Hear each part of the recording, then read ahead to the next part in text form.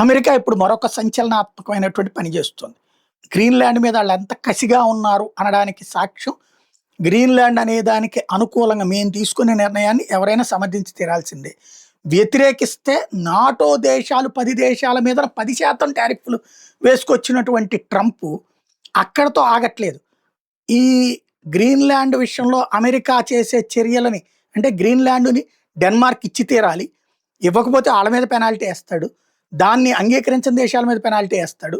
దానికి తోడు యూరప్ దేశాల్లో, నాటో దేశాల్లో అమెరికన్ బేస్‌లు ఏవైతే ఉన్నాయో ఎయిర్ బేస్ అందులో ఉన్నటువంటి వాళ్ళందరినీ కూడా ఖాళీ చేయించి వెనక్కి తెచ్చేస్తాడు.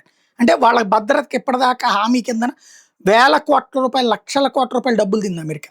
ఇప్పుడు కరెక్ట్‌గా సమయం వచ్చేటప్పటికి వాళ్ళ అవసరం తీరిపోయింది. అల్లుడు డాష్ డాష్ కొడుకు అని చెప్పేసేసి ఇప్పుడు వాళ్ళని వదిలేస్తాడట. వాళ్ళ దారిని వాళ్ళని వదిలేస్తాడట. తద్వారా మరొక దారుణమైనటువంటి స్టెప్ వేస్తున్నాడు ట్రంప్.